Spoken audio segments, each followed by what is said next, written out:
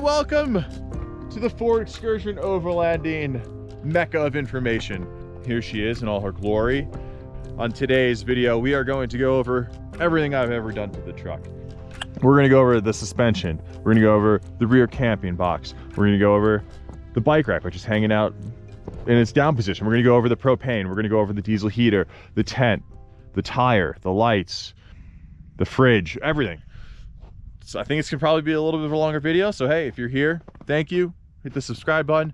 Come along as I walk through the modifications to the Overland Ford Excursion. First off, we have the truck is sitting on Nidal Ridge grapplers. They're 35 by 17s. We love them. They're great. They're great on the road. They're great off the road. You know, for a vehicle like this that I'd say primarily is 70% on road, 30% off road. The suspension didn't do really that much. I just replaced the leaf springs, went with the F250X codes. So that gives it about 2-inch lift by itself, just putting the F250 leaf springs on. On top of that, I got another 2-inch blocks on both. So it's about a 4-inch lift, give or take. New leaf springs in the rear. And then in the front, I actually ended up doing the dual Bilstein 5100s. They do really well. They kind of stop the sway of the truck. A little bit rougher on road, definitely rougher on road, I would say. But off road, magnificent. We love them. Same in the back. I'll show you under here. So under here, there's the Bilstein 5100s, and then I also added airbags, only the rear. Really like the way the airbags work. You know, when we head out to the trail for the weekend, we're pretty loaded up. I think I've seen a few other people posting that the truck's probably pulling 9,000 pounds when it's like fully water tanks, everything's packed to the brim, bikes, gas, propane, tent, everything. So they're nice to have because it definitely starts to sag a little bit in the rear, and I'll pump those up. Those are manually done. I just have them right here. Super easy with a bike pump, like 5 pumps and you're at like 60 psi. So I really like those. It'd be nice obviously to have more of a automatic ones, but again, hey, if price is if money's an object, which you know, it should be to everyone, I would assume, they work really well. You spend 3 seconds and you save yourself $1,000. It's nice. All right, so that's the suspension. Quick walk around, show you what we're working with here. Let's conquer the interior. So the interior of the truck, we'll run through that real fast. And if you open the lovely door here. All right, so when we're inside, I'm gonna let the camera adjust here for a sec. Once we're inside, so the kids sit back here. This is kids section, right? You got Gwen over here, you got Eleanor's base over here. It's great. It's toys for the middle. You know, mom or dad can come back here, sit in the middle, read books to the kids if we're on a long drive. You know, there's been days where we're driving 8 hours in the car, so you need to be able to get back here and deal with the children. So it's nice to have a little extra space. Down here, this is usually where our clothes bins go. So when we're out and about, every family member gets a little box, one of those like collapsible Target boxes, and they kind of just 1, 2, 3, 4. There's usually one in this corner. The fridge, we try not to put things on top of there just because, like, if you want to get food while you're driving, it's easy to get there. So a few of the modifications. We have a 17-gallon water tank right here.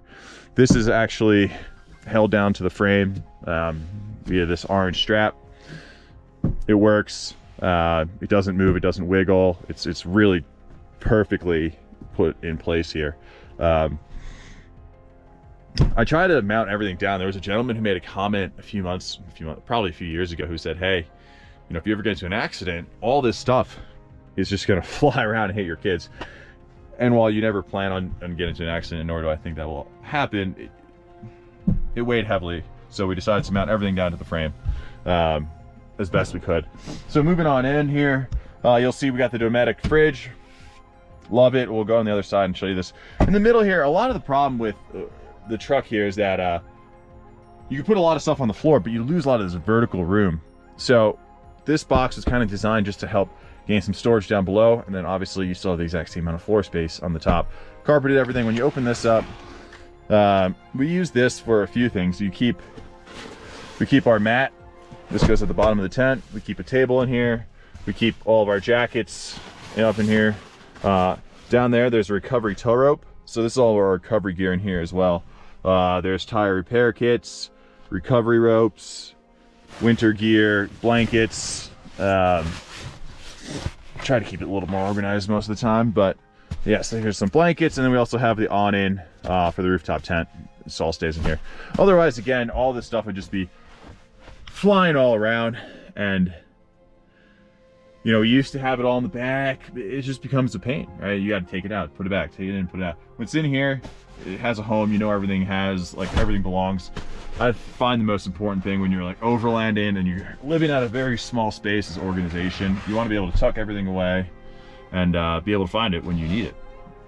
So put everything back in the same spots, kind of building those habits makes camping a lot easier. If it's your first time, if you're out there and hey, look, this video, maybe you're exploring, do I want to build an overland vehicle? Or is overlanding something my family could be interested in? The first few times are going to be hard. Like, you have to get your system established. So don't expect there to go out and be like, oh, this is gonna be easy peasy. Like, especially when you have children, you're gonna have a system, whether your significant other is watching the children while you're doing the unpacking, or you're trying to tag team, or maybe your kids are old enough where they play by themselves. We haven't made it there just yet. We're probably next summer. We're very excited for that. But you know, Eleanor, the little one, this past summer, she was eating everything on the ground. So someone had to watch her. Next year, I think the kids will play by themselves. It's gonna be fantastic. And then we can kind of both do it. But in the meantime, if you're out there, if you're trying to get after it, it's all about teamwork with the whole family, really. So moving back to the truck, we always carry our leveling blocks. These actually move around quite often, but I don't like to keep those too far in a spot, right? We don't keep them in here. We don't keep them tucked in the back over there, mostly because the first thing you're going to do when you get to a campsite is like, I level the truck. So you want those accessible. When you roll up, you're like, boom, let's level the truck before I turn things off and start unloading, because you don't want to unload everything and then have to move the truck, or your rooftop tent set up and you have to move the truck. So it's nice to have those in a really accessible spot. Keep the axe, the shovel, saws, everything kind of just lays in this corner. It's worked for now. Probably won't change that. And then moving on here, this is the diesel heater. So this actually pipes up into the tent. You can kind of see how it works right there. We love it so far. It's worked great. It's about 2 years old. The Wii Boost in here, the Wii Boost works well when you're, you know, they do say you have to have a bar. There's been places where we have no service. We turn it on hoping it's going to work, and it doesn't do the trick at all. But if you have one bar and you want to be able to stream a little bit better, you turn it on. We use it more for emergencies, like not emergencies, but if you want to text someone and just like get updates, if you need to stay connected, you know, if that's what your business has, like we have a few rental properties, it's nice to stay connected. You kind of turn that on. It works really well for receiving text messages, just anything that pops up. You can turn it on, get them, send a few things, turn it back off. It does use quite a bit of battery. So moving on, here is just our fridge plug-in and the Wii Boost plug-in, just a nice little 12-volt axis here. There are 200 amp hour batteries back here. They're AGMs. We haven't gone to lithium just yet. We don't really have a need for it. I find 100, or we have 200 amp hours all together, so really 100 usable. With the solar panel, we have a 160 watt panel on the rooftop tent. I'll show you quickly here. So there's the solar panel, 160 watts, works fantastic. Yeah, it's nice to be able to have solar, just generate your own power when you're off grid. It's just like, your fridge never dies, your water pump never dies, your cell phones are charged, your GoPros are charged, whatever you want. It's nice to have that. Your lights are always working at night. So back here we have a few things. We got our mat tracks. They used to be originally mounted to this side, but it turns out that blocks the view of the girls, so we had to change that. I ended up putting them back here. It does block the view seen at the rear window, but honestly, you usually have so much stuff back there that you can't see out it anyway. So it's just fine back here. A lot of people have asked me how I mounted them, as I don't have any brackets or anything. Kind of came up with this little mounting bracket using some light fixtures, some bolts, some nuts, and then just some 3M VBH double-sided tape. It hasn't fallen off yet, so it's holding strong. You know, this tape is what's used to hold on emblems. These don't weigh a ton. It's actually using most of the weight is being held up by the windshield wiper, and then so the tape is really just holding them on instead of holding the weight, which helps a lot. So they've been really sturdy. They don't move, so it works out well. We ended up adding 2 5-gallon propane tanks to the rear here. I think, you know, they work out great. Ended up kind of using, this is a fire extinguisher mount. If you go and buy an Overland mount, they're like $300. Overlanding is expensive, so I always try to find a workaround around overlanding. It's like a wedding. Anything with Overland, just like expect a 200 price increase. So bought these for a fire extinguisher. They work great. Opening up the rear hatch here. This is also a 1-up bike rack for anyone that likes a bike. Really highly recommend these. 100% aluminum. They don't rust. They don't, no plastic pieces whatsoever. Nothing to get old. It folds all the way down, which is nice. So you can kind of get closer to your truck. And obviously, it stays out if you want to. Yeah, 1-up bike rack. Love that. All right. Now for the fun part. The box. Built this box for the back. Really like the way it turned out. And let's give you guys a tour of how it works. So you pull it out like so. And then you got a second drawer down here. Pull this guy out. And this is what it ends up looking like. Voila. So this is our whole cooking section down here. Up here we have storage. We keep most of our pots and plates right here, coffee supplies. In here we have, usually there's a whole bunch of rags, reusable towels. They're being washed right now. We keep all of our water supply in here. This is a water filter in case you're stuck out in the backcountry.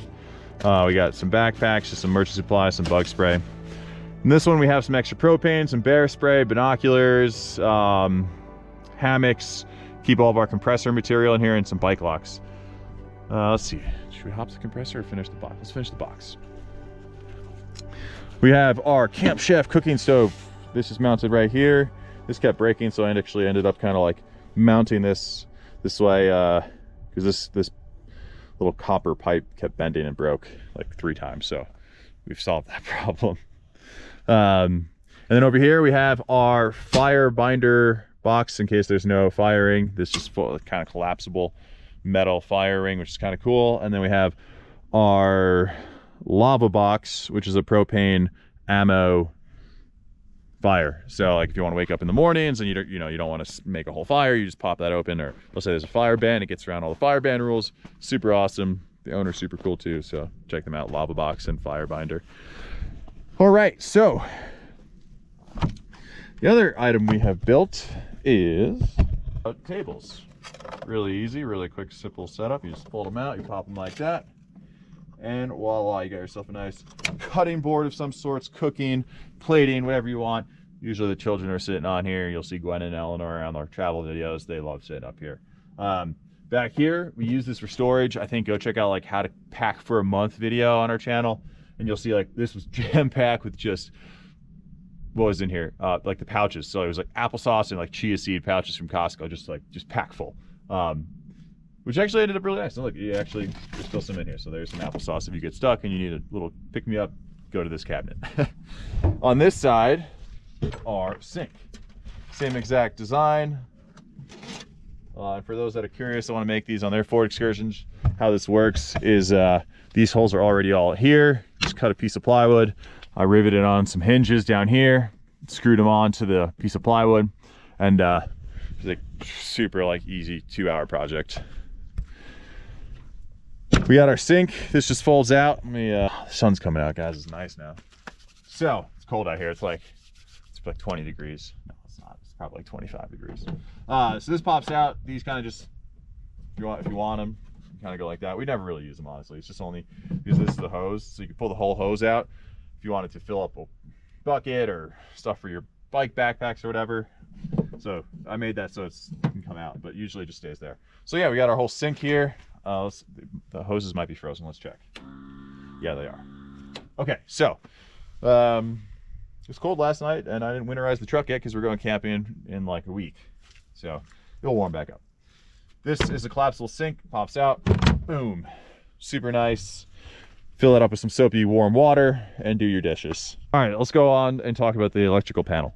So this is where those 200 amp hour AGM batteries are. We got lights up here. Those are the color changing ones. I like red a lot. Red is cool because A, it doesn't really affect your night vision. So let's say you have a fire going, you got this red light going and you're doing some cooking. It's not too bright.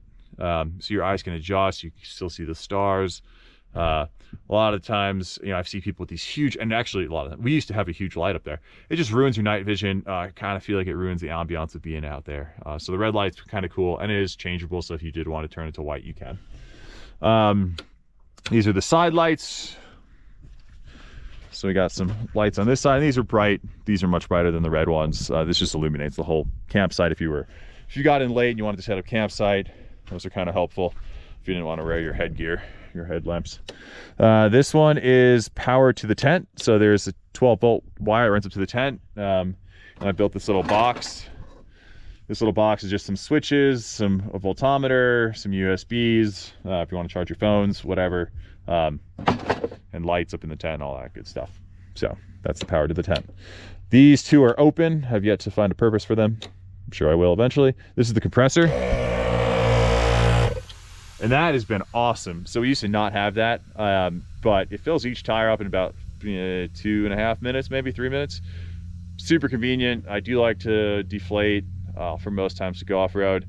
It adds 10 minutes to your trip, maybe, 3 minutes to deflate, which reminds me, let me show you what I use to deflate, because these are super cool and handy.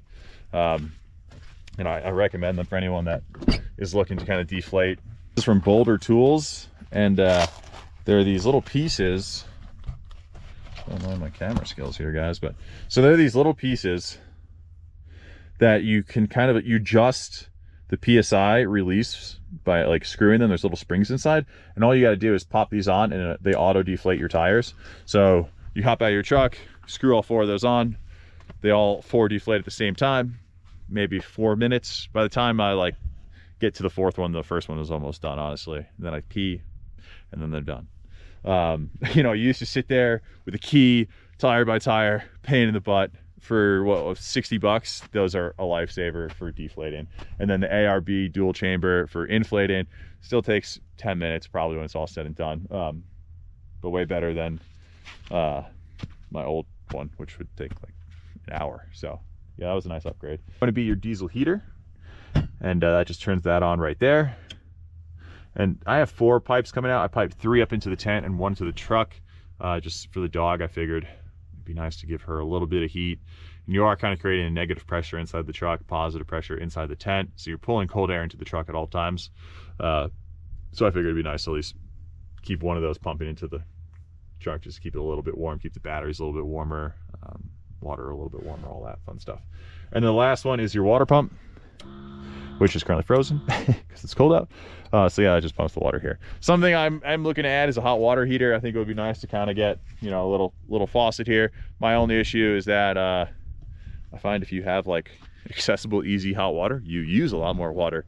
So I need to figure out how to weld, and then weld another 20-gallon tank to the bottom of the frame. If you guys seen these trucks, if you have this truck, there is so much room up under that belly. You could easily kind of design some water tanks to fit up around certain objects, weld all together. So that's on the to-do list when I learn how to weld, maybe a year or 2 from now. So this is how the whole back system works. You can kind of just see you have a lot of surface area for cutting, for cooking. And I ended up going with this marine plastic. This is actually not what I wanted. I thought it was something different that was going to come. This has been here for about 2 years now. This is going away next spring. I'm going to put some stainless steel, kind of like you see in a commercial kitchen. So this will all be like stainless steel pieces.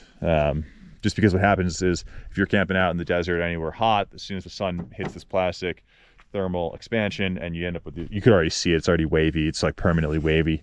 That's one of the things we got to fix. Some people might be wondering what this odd object is. So this plugs in. This is that diesel heater we showed you earlier. Pops in right here, pipes into the tent, and the exhaust is down here. Blows that right there. Works awesome. It's nice and quiet. You don't hear the ticking because the ticking is inside the truck. The fuel pump, if anyone's ever worked with one of those before, you kind of hear but you can't hear it because it's inside the truck. The passenger side rear door here. There is the Dometic fridge. You know, it's perfect for a family of 4, I'd say. There's time. Don't put beer in here. If you stock it full of beer, it's not going to be even close to big enough.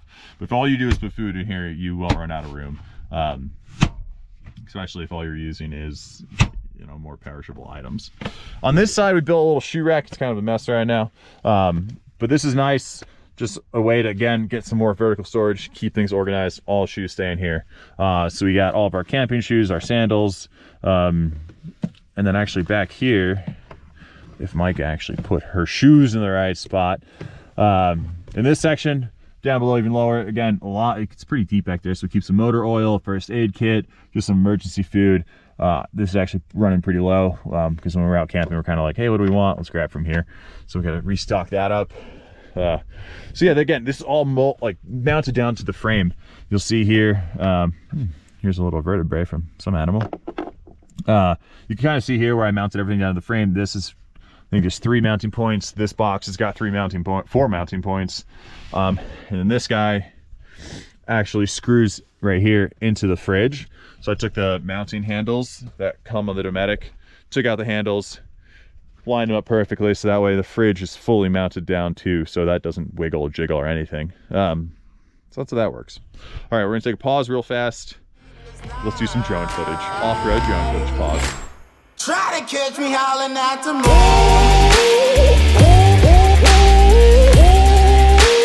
Try to catch me howling at the moon.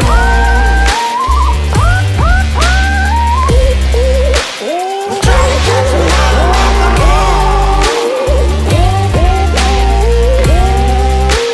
Try to catch me howling at the moon. Okay, we're back. Woo! You know, some excursion drone footage is personally my favorite thing to watch, and that's what I think makes the videos great. If anyone wants to go check out some of the travel videos, they could be exciting for some people. I don't know. I like to watch them, obviously. We got the sweet YouTuber. Hey, actually, anyone that's watching, yo, hit that like and subscribe button. Pretty please. We appreciate it. I appreciate it. A lot of time and effort goes into these videos. It is a passion of mine, so I don't mind doing it. If you don't, hit the like or subscribe button. But hey, it is motivation for me. So if you guys want to keep seeing adventures or keep seeing modifications onto the truck, hit that like and subscribe button. We'll see how far we can go. All right, so I'm sure the video is probably getting a little long now because there is a lot to go over. If you're wondering why the spare tire and the high lift mount jack, if you're wondering why I don't have one of those swing arms, is what I'm getting at. I thought long and hard about those swing arm hitch mounts or one of the bumper mounts. They're pretty cool, and there's a lot of pros to them. There's a lot of negatives that come along with this truck and that setup. Number one being is these doors swing all the way out, and we love those. Like, to me, those are priorities. Like, I need table space, I need cutting space, prepping space. So I wasn't really willing to sacrifice that. And if you have a tire swing arm, I don't think these doors would swing out far enough. Like, you'd have to have a swing arm that came out almost to 270. Like, so it would be challenging. If you're a fabricator, you can do whatever you want. For someone like me who can't do those kind of projects, is the reason I opted not to go for that. So we had to come up with a workaround. Let me close the doors. We'll see that.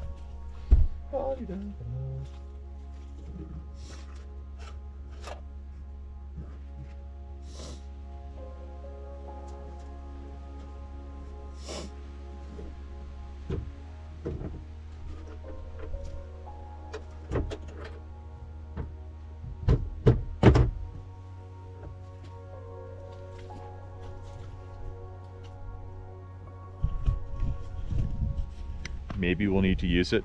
I'm willing to spend 5 minutes to just unbolt it from up there. It's not terribly hard.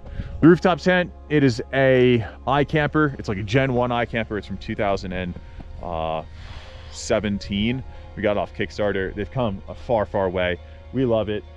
After 4.5, 5 years, the zippers are starting to fail. The shell is still holding up real well, but the new ones are, I do like the new ones. And you'll see, let's see if I can get this camera up this high. So there's the solar panel, 160 watts, works fantastic. The tire on the roof, I do like that. Again, and I've gotten shit for this. Don't troll me, but how often do you change a tire? To me, it does not happen very often. Yes, it is hard to get up there. Yes, it's hard to get down. But I'm always with my wife, and she's super strong. You guys have seen her. I'll just throw it down to her, she'll catch it, and we're good. We move on. New headlights, they work great. They look cool. The new Raptor grille. We didn't put Ford on it though. We left it we left it as O's because, you know, why not? This is something cool, and we really enjoyed this. But in the middle seat here, this is actually a jumper seat. So this folds up, and you could put someone sitting here, which is super awesome because, like, when you're off road, we pull the kids out of the back, and then all of us are just sitting up here in the front, and it's just, you know, a little bit more intimate. When we have family in town, they all hop up in the front, and so we love that. It's a cool addition. If you're looking for a jumper seat, I think it's hard to find them nowadays. Just go to eBay, check out like F250 jumper seats. They should fit in the Excursion. We have a Tough Stuff shower on in, just folds out.